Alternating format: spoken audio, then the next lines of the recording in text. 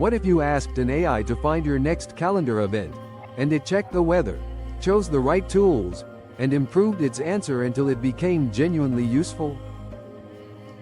That's the basic idea behind an AI agent.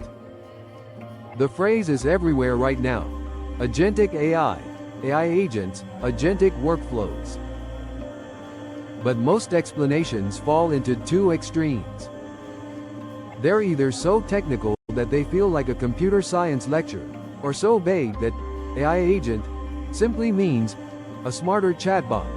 So in this video, we'll take a practical middle ground. We'll start with something you understand, an AI chatbot. Then we'll move to AI workflows. Finally, we'll see what makes an AI agent different. Along the way, we'll break down terms like RAG and ReAct in plain English, using examples you might encounter in everyday life. Level 1. Large language models. Let's start with the technology behind popular tools like ChatGPT, Google Gemini, and Claude. These apps are built on top of large language models, or LLMs. At a basic level, an LLM takes an input and generates an output.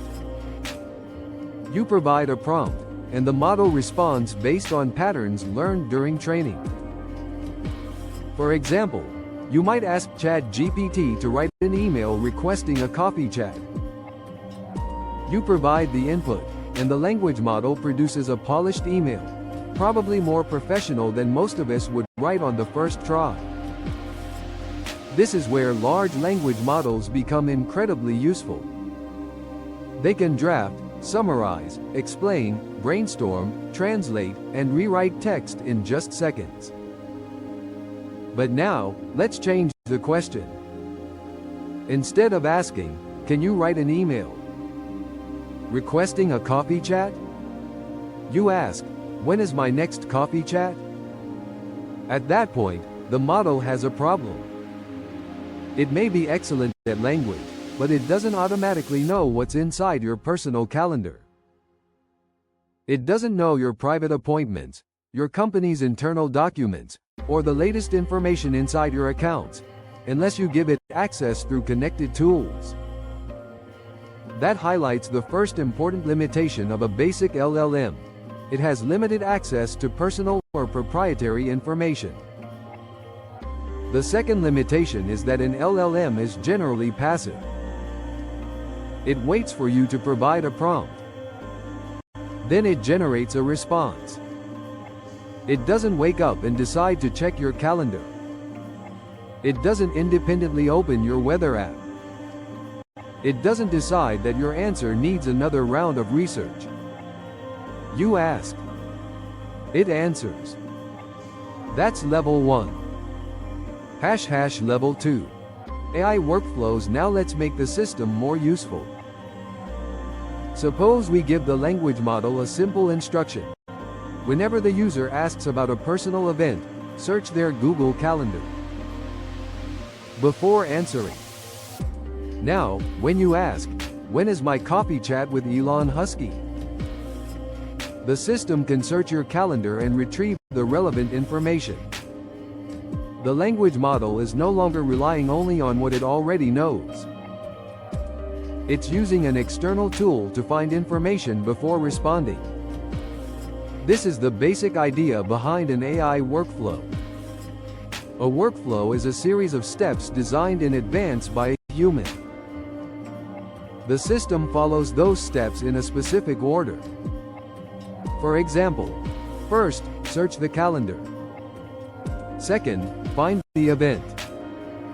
Third, return the date and time.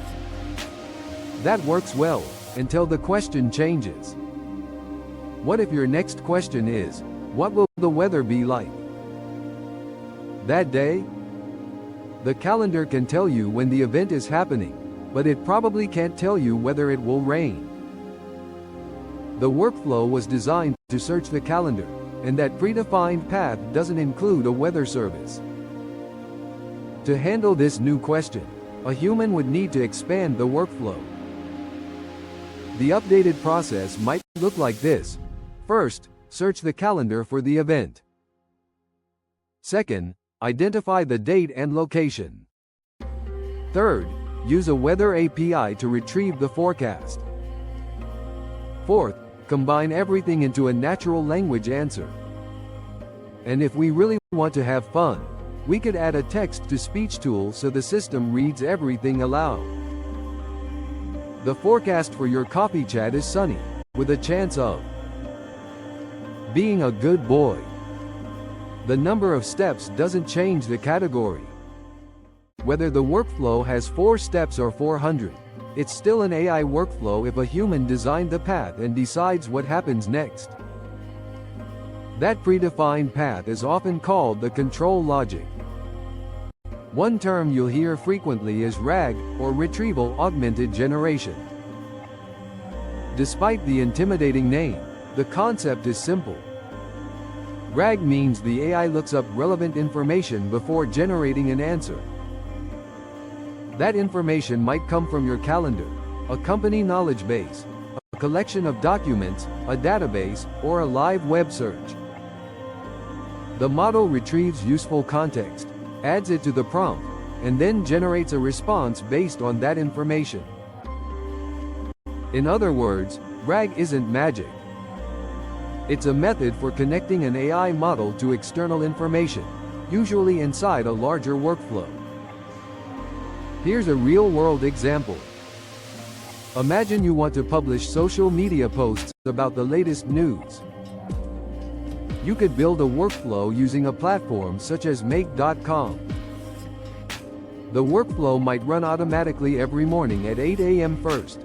It collects links to relevant news articles and places them into Google Sheets. Second, an AI tool summarizes the articles. Third, another language model uses those summaries to draft a LinkedIn post and an Instagram caption.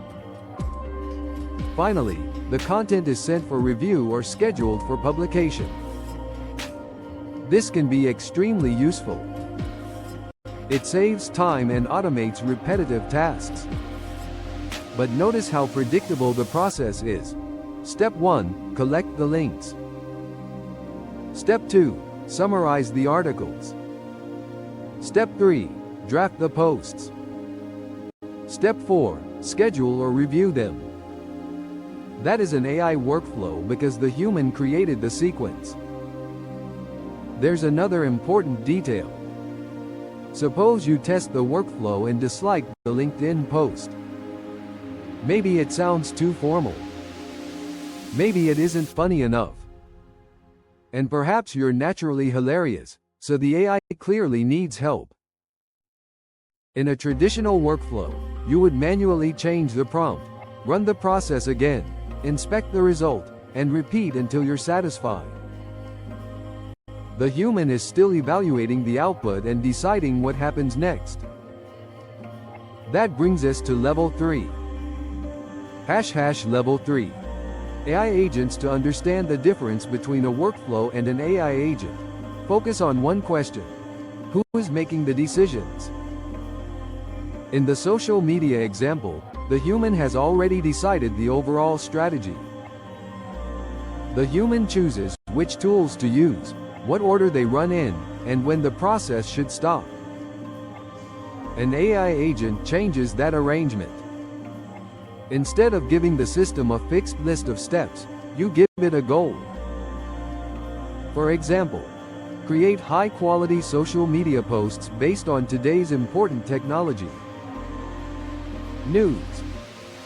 The agent then determines how to achieve that goal. It may ask, which news sources are reliable? How many articles should be included? Should it search the web or use a database? Should it summarize each article separately? Which tone is appropriate for LinkedIn? How should the content differ between LinkedIn and Instagram? Does the final draft meet quality standards?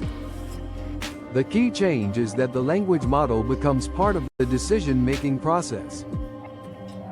It doesn't simply execute a path designed entirely in advance. It evaluates the situation, selects tools, takes actions, observes results, and decides what happens next. That gives us three central capabilities: reasoning, acting, and iterating. First, the agent must reason. It considers the goal and decides on an approach. For example, it might determine that copying entire articles into a document is inefficient. It may be better to collect article links, retrieve relevant content, and summarize only what matters. Second, the agent must act.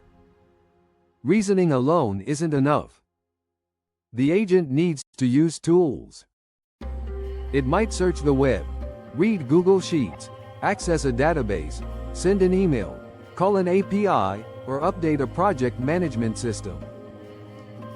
Third, the agent must iterate.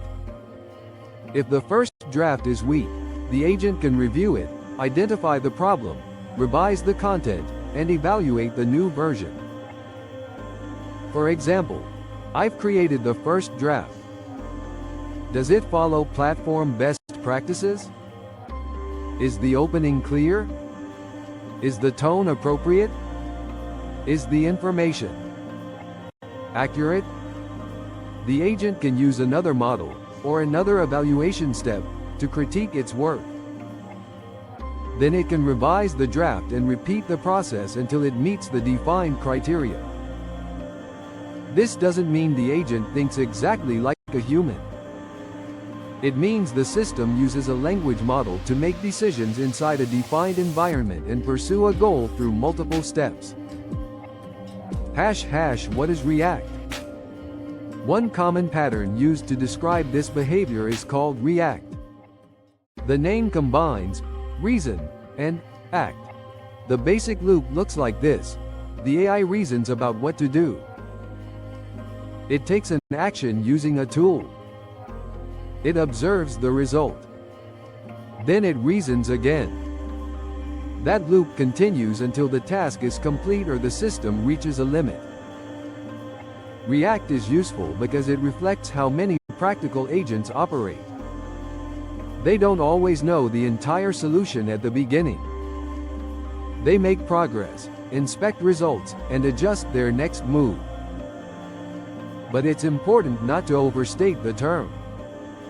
Not every AI agent uses exactly the same architecture, and not every agent operates completely independently.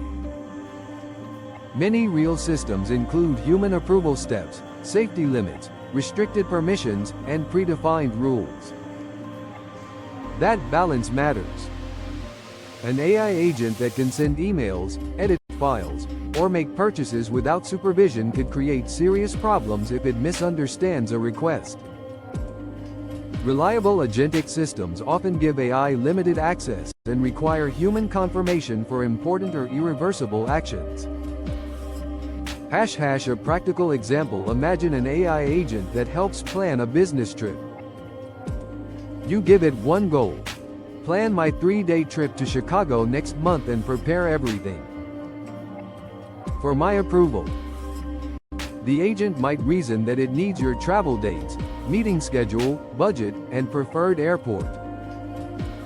It could check your calendar, search for flights, compare hotel options, examine the weather, and organize everything into an itinerary. If the forecast shows heavy rain, it might recommend a hotel closer to your meeting location. If a flight is too expensive, it could search for alternatives. But before purchasing anything, the agent should pause and ask for your approval. That combination, goal-directed reasoning, tool use, observation, and iteration, is what makes the system feel more agentic than a simple chatbot or fixed workflow. Final takeaway: here's the simplest way to remember the difference. A large language model responds to a prompt. An AI workflow follows a path designed by a human. An AI agent receives a goal, chooses how to pursue it, uses tools, evaluates what happens, and adjusts its approach when necessary. RAG helps an AI retrieve information before answering.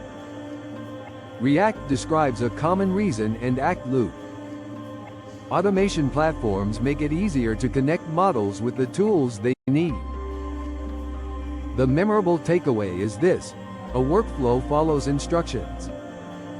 An agent helps decide what happens next.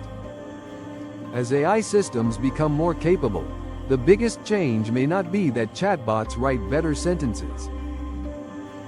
It may be that they can complete entire tasks by coordinating information, tools, and decisions on our behalf. If this explanation helped you understand AI agents, hit like, subscribe for more clear technology breakdowns, and share this video with someone who keeps hearing agentic, but still isn't sure what it means.